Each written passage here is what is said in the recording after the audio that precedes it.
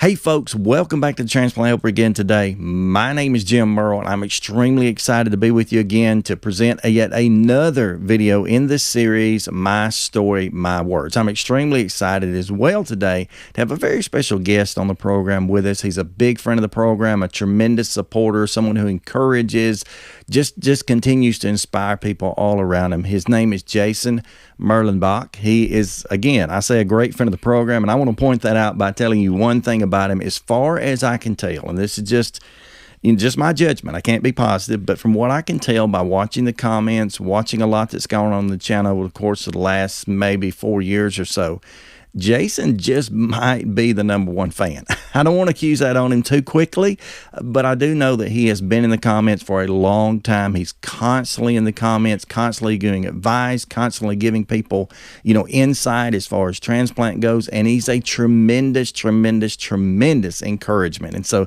Jason, to me at least, you seem like the perfect transplant helper. You seem like the perfect member of this transplant helper community, and I know you are really doing a good work. Even if sometimes it's just beneath the comments, that's certainly something that I'm proud of, and I'm happy to say that you've been a long time part of that. So, Jason, let me just start this off, similar to what I would do with anyone.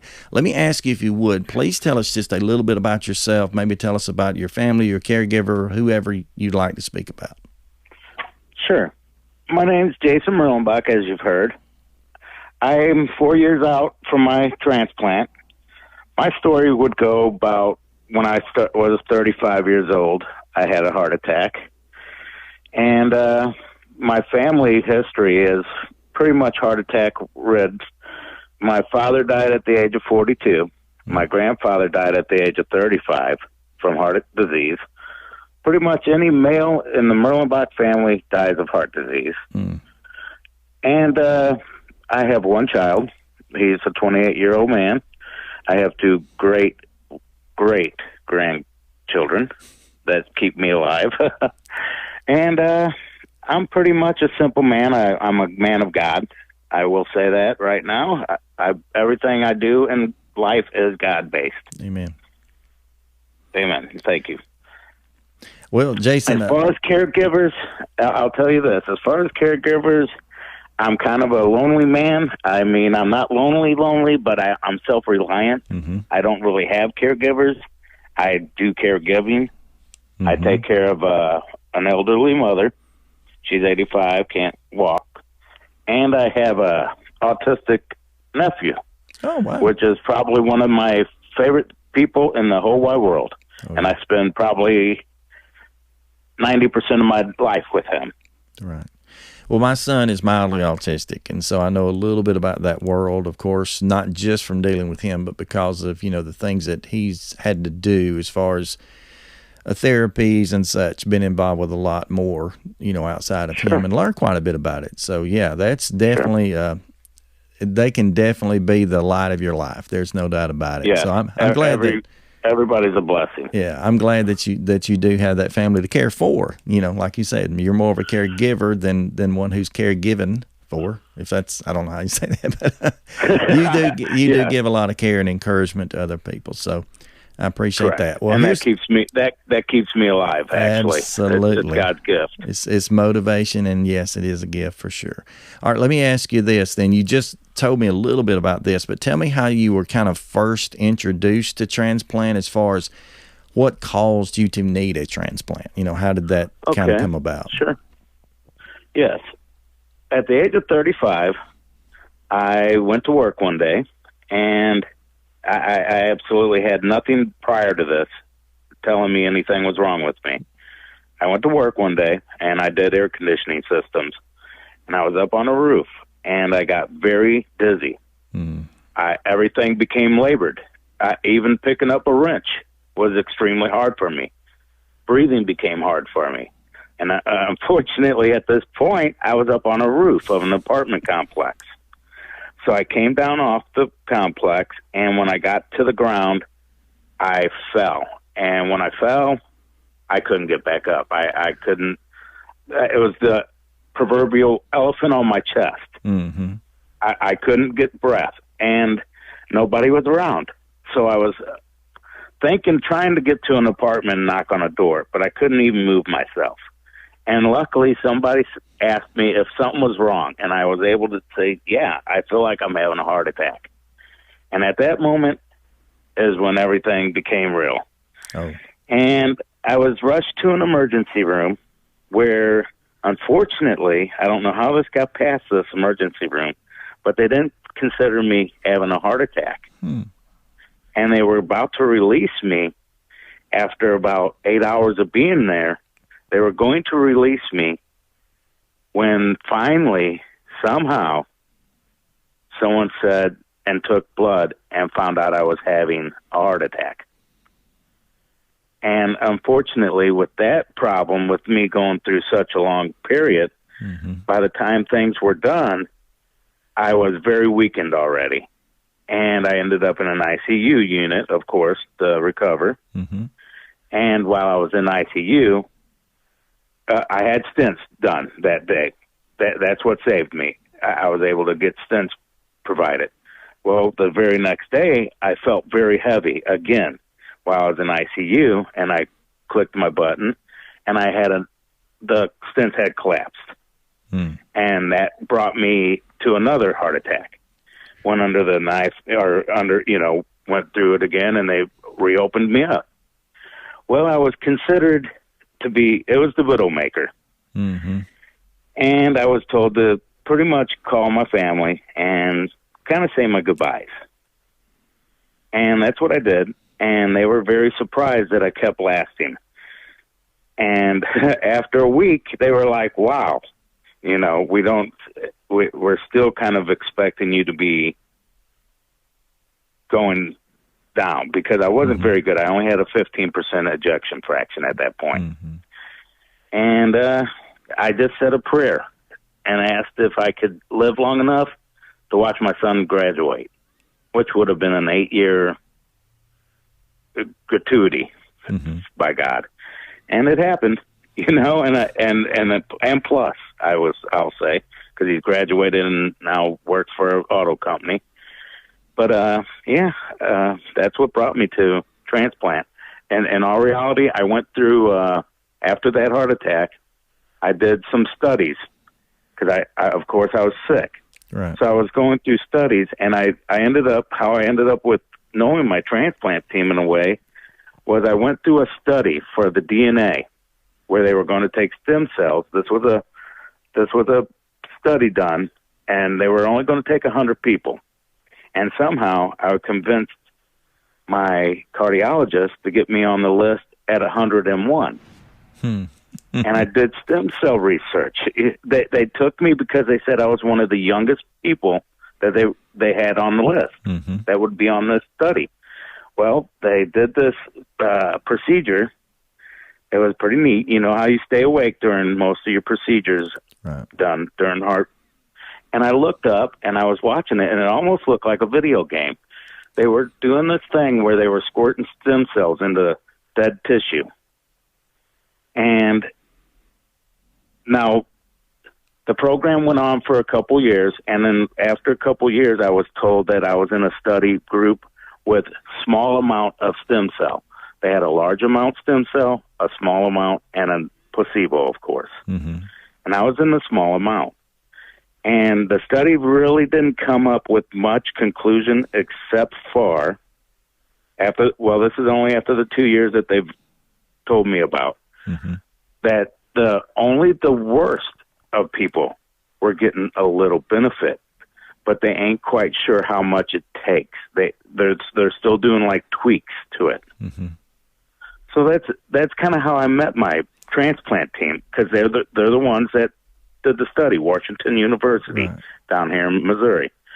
And it's part of the Barnes Jewish Christian Hospital down here that does transplants. And a few years went down the line, because I was sick for 10 years before I got my transplant. So as time was going down, I was implanted with a IED because I was sick constantly. I was constantly sick. And so I had this box put in me. And unfortunately, throughout the 7 years I had it inside me, I was shocked quite a few times. Yeah. I was shocked quite a few times to keep me up, and going. And about 10 years after having the heart attack, my electrocardiologist finally told me, because I got really sick at the end. I went down to 7% ejection fraction. So he told me, you need to get a hold of Barnes and think about transplant, because we can no longer really do much for you. Because at this point, I was getting shocked about once a week. Nah, no, you don't want that. Yeah, it was wearing me out.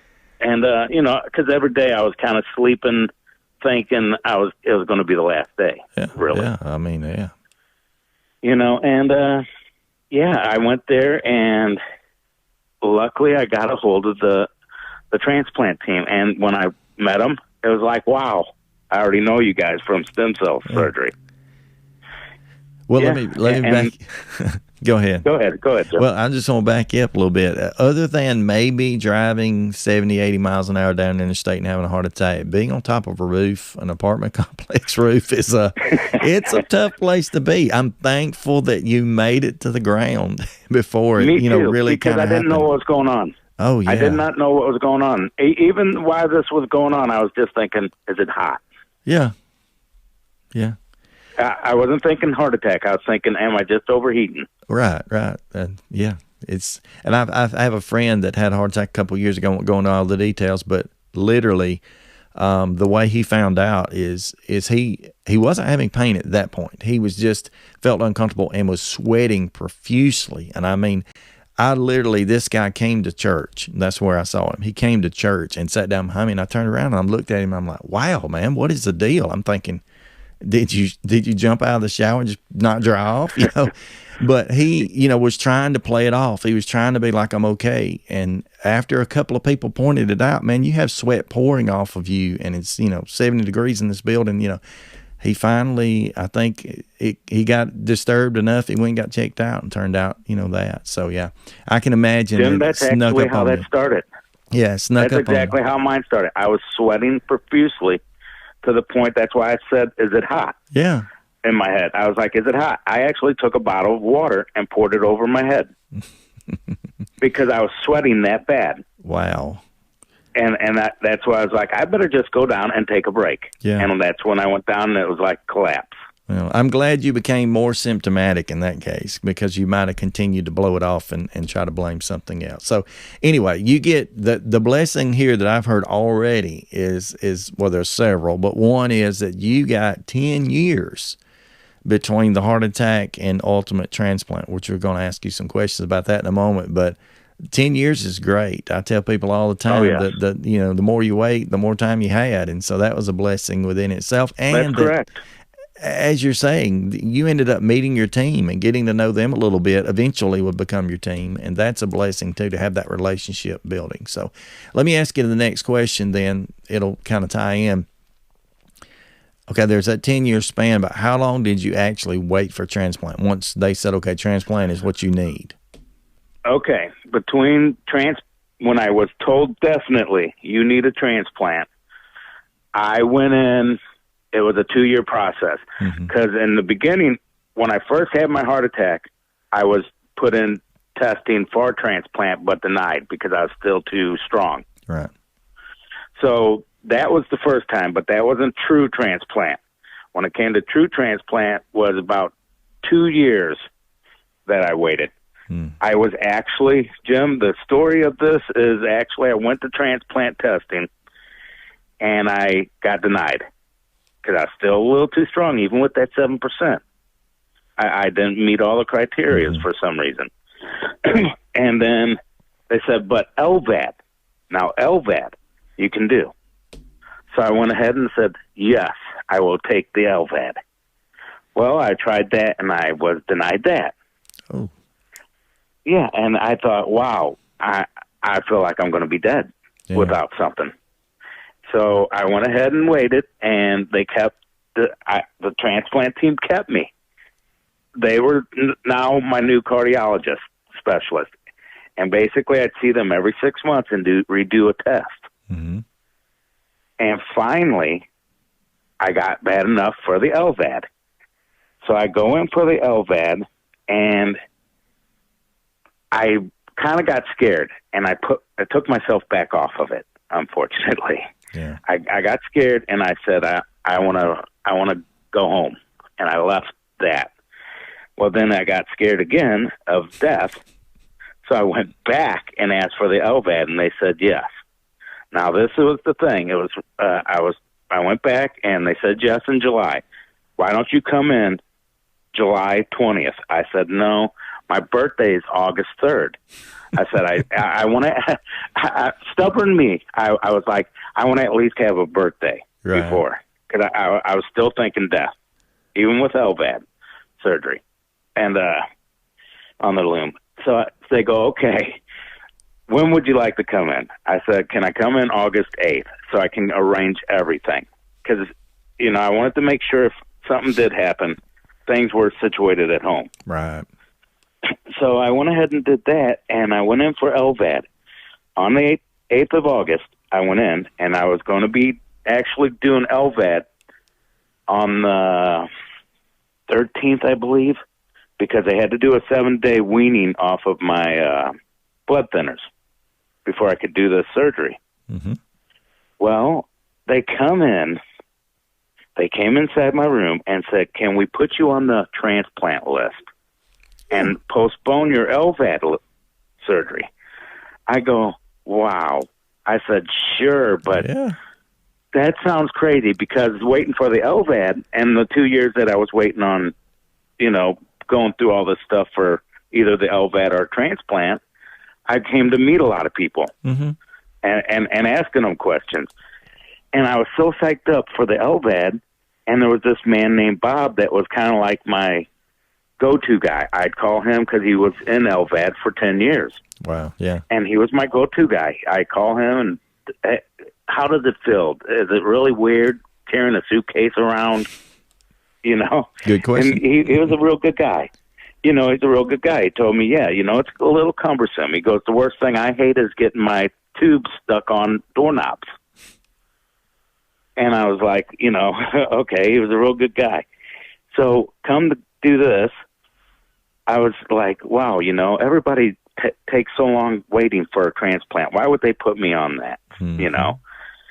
At this point in my time, because it was the day before I would have got my LVAD. So I'm sitting there, and come the 16th, I said to the nurse, I said, you know what? I'm getting scared. I don't think I can last any longer. I'm going to go ahead and request the LVAD tomorrow morning. And she said, sure, if you're scared and you don't think you can last, talk to them in the morning when they do their rounds. Mm-hmm. So I said, yeah, I'm gonna go for the LVAD. I'm too scared to wait longer. So that night, after saying this to the nurse, that night on the 16th, she walked in about 10 o'clock at night and handed me a phone, and I was told, tomorrow morning, you will be in the operating room getting a brand new heart that's being flown to you. Love it, love it, love it. Can you believe that? And that short of time, and I was awestruck because I was just waiting for LVAD. Yeah. I was awestruck, and tears came to my eye. Glory to God, you know. And that was a story. That's a story I tell a lot of people, how that amazing transaction of LVAD transferred to transplant almost immediately. Right.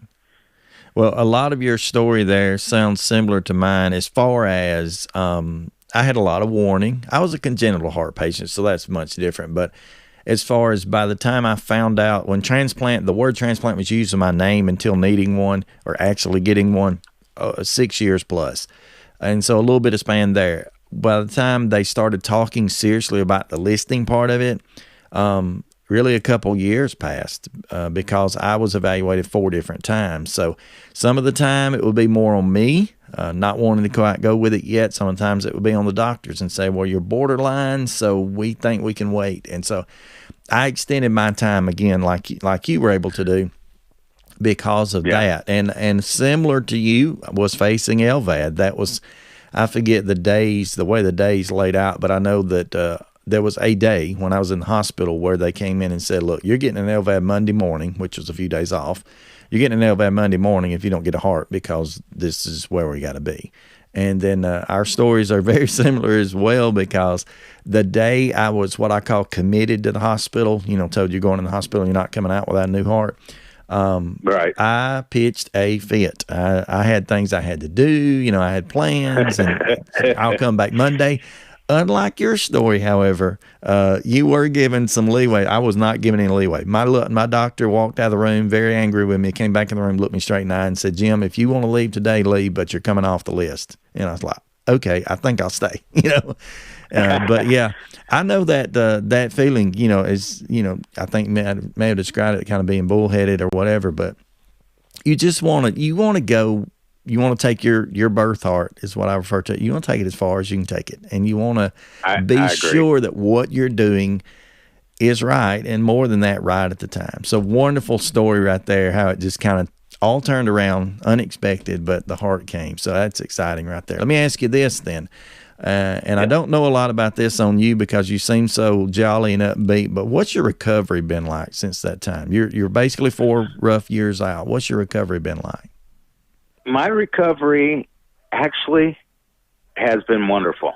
No. I have had almost 0 problems after the first year. My first year was a little rough. The first 4 days after transplant, I couldn't open my eyes because if I opened my eyes, any light substance brought on such headaches that I couldn't, it was splitting headaches. I was extremely sick. I was sick, puking all 4 days. In fact, the first 4 days, I was starting to think this was going to go south on me because I couldn't even get up. Everything was hard, and I just didn't feel right.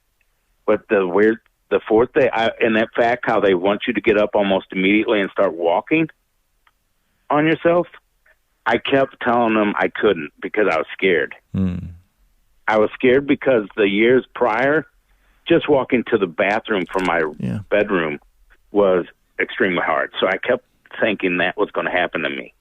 So for 4 days, I kept acting like I was sicker than I was. When they'd come and say, come on, it's walk time, I'd be like, I can't. I'm sick. And I kept denying it. And finally they go, hey, you have to get up and walk.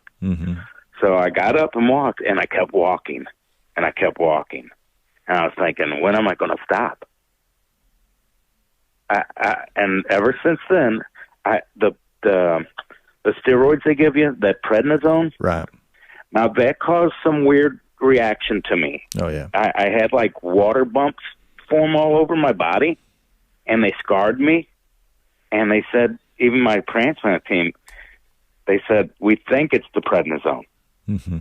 But it lasted for a good 3 months on me, and it just faded away. It just went away all of a sudden. But like during the recovery time, it did take me 2 weeks for them to let me go home after transplant. It took them 2 weeks because I guess the first 4 days, of course, I didn't do nothing. You blew them. Yeah. And then, then it took me a little while to start getting used to being, I kept, the biggest thing with my recovery was in my own head. I kept thinking of my old heart. I kept thinking how weak I was. And every time I kept doing more and more, I kept thinking, am I going to give out? And it took me a while to get adjusted to having a new heart, to thinking, you're fine now. Right. Stop being afraid.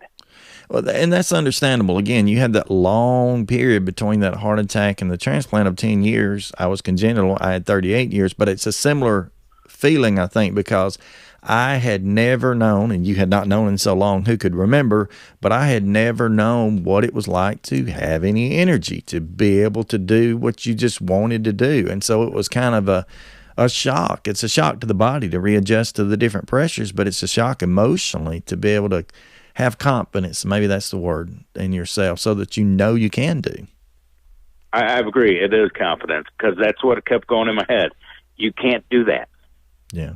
You can't do that because, remember, you get sick, And it was like, I had to keep putting it in my head. No, you're not sick no more. Mm-hmm. Okay, wow. So, I mean, that I think that's pretty great that your recovery has gone as smoothly as it has. You know, as you say, and as you know, there's little bumps in the road and things you have to deal with. But, Jason, I guess you would say overall it's certainly been a blessing, the transplant itself, right? That is correct. My life's changed completely over this. Yeah. I use a big word that nobody else uses it down here in the South, but I use the word exponentially. I learned that one day. It just means a lot. Things are different. Yeah. And that's always a good thing. Let me ask you this then, the very next question. What would you say, and this may be difficult to think about, but what would you say are the best and maybe the best and the worst things that you've dealt with since or because of transplant? My very best, I will have to say, would be the 4 extra years. Oh, yeah. This is probably the generic one. My family and my friends and the time I have on this earth. It's just a blessing to be able to have that extra time on this earth. And the recovery that I have personally after the first year has been wonderful. I have a brand new life.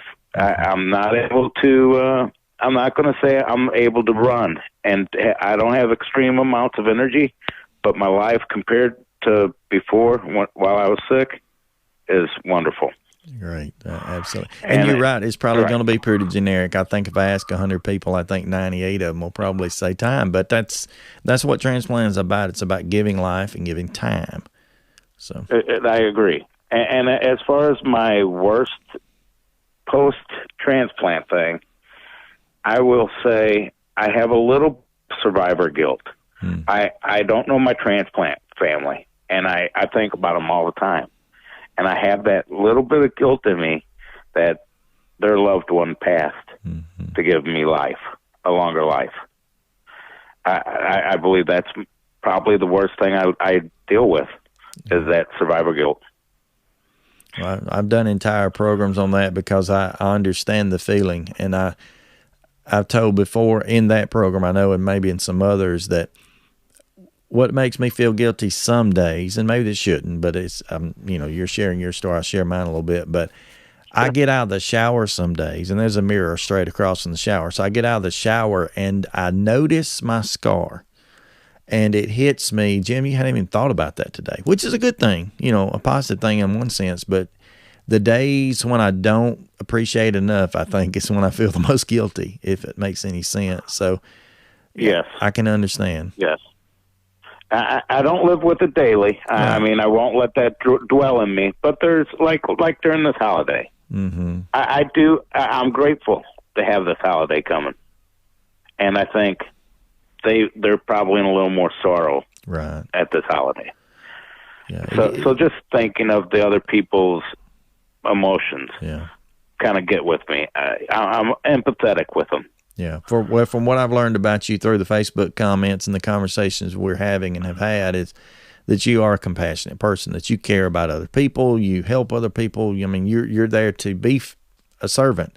And so I can see where that would definitely play into your life because that's the person you are. So yeah, I understand that. Okay. So let me ask you this then. This will be the final question, and this is the grand finale without a drum roll. But if you could say something or give a piece of advice to someone who either are waiting or maybe have just come out of transplant, what would that be? I would say if you're waiting for it, for me, the most comfort is to learn as much as possible about what you're about to go through, whether it's transplant, LVAD, and learn all your options that are coming to you. If you're waiting for transplant and you feel like you can't wait any longer, talk about the LVAD. And I also believe I read while I was sick, there's also like an IV thing, I believe, that you can walk around and it gives you a little extra life. I ain't sure if that's right that I read that, but I believe you should learn what you're going to go through because it is a process. Right. As we've described each other, we both cowered out at times that we were presented with what we needed to do. Right. We both wanted out of it give me a couple more days of myself before I go through that. We both did that, and I believe that's what people should learn as much as they can, so that not as undecisive as maybe I became. When it came to me saying, no, I'm afraid, I want to walk away from this, I should have been a little more prepared than being afraid. But as you said, I wanted to keep the birth heart, and I kept thinking, well, I've lasted this long. Maybe another day. Definitely a situation where knowledge is power, that old cliche. And I've had a number of people that have said to me, and maybe this is just flattery, but I appreciate it, and I can understand that, have reached out to me over the past few years, and they'll say, Jim, I didn't have what it took to do it. I would have never gone through this had it not been for your insight and the stories that I've shared with people, like you, Jason, and stuff like that over the years, to find out somebody else has done this. And there are a lot of people who've been there, done that, and are doing that. And that becomes a tremendous encouragement. So knowledge is always power. Because it's, you are doing a life-changing ordeal. You already went through a life-changing ordeal with your heart disease. And then when it comes to thinking about your options of prolonging life and the difficulties of waiting, because as we know, not many get the gift, and when we get it, we're blessed. And it's your own personal choice, because some people, if you're comfortable with what's happening in the process and you don't believe transplant and stuff is there for you, that's your choice. But when it comes to your choice of thinking about it, learn as much as possible. I believe that wholeheartedly, because it takes a lot of the fear away. Yeah, that knowledge and that preparation and knowing your situation, knowing your body, knowing your situation is definitely going to be a tremendous advantage as we go through this. So, Jason, I really do appreciate you sharing your story with me today and with everybody. I know there will be people that will see these videos and over time will comment and probably ask you more questions and such. And so I want to encourage anybody who watches this series of videos, particularly if you see something, someone or hear someone talking that you're impressed with, a good place to get started is comment in the video and say, hey, Jason, I want to talk to you. And I promise you, Jason will reach out some way or another, allow you to reach out, and he'll get in touch with you. And you can, you two can, and whoever can work together, and he'll be a tremendous encouragement, because, Jason, you've certainly been an encouragement to me and so many in what you've done so far. So thank you so much for being with me today. It was a pleasure to have you with us, Jason. And Jason, I've messed this up on the 2 programs I've already put up, so I'm going to change the format a little bit. I want you to be a part of it. Oh, let me pause for a minute, just for a second. This is a side note. Sure. Some of you have already been seeing and have been waiting for a long time for the VOG to come back to the channel. And they've been out of stock for a long time. As you know, with this pandemic, things have been difficult. The VOG is back. The VOG is back. So I'm going to be doing some giveaways in the next few days and making sure that I can put these in as many hands of people who need them and want them that can. And Jason, I'm going to send you one. You're already the first winner. How about that? I'm going to send you one for being a part of this, as well as be sure to watch for those videos. Go ahead and subscribe, hit the like, subscribe, the bell, all those crazy buttons down here, so that you'll be notified when those giveaway videos come out, because that will be very, very soon, and you can participate in that. But sorry for the commercial right in the middle of you, Jason. But again, I definitely appreciate you being with me. And Jason, I say something at the end of every single program. It's stay stronger, friends. And I want you to say it today. So, Jason, it's all yours. I want to wish everybody a Merry Christmas and keep on keeping on, Transplant team. Absolutely. And stay stronger, friends. Thank you. God bless.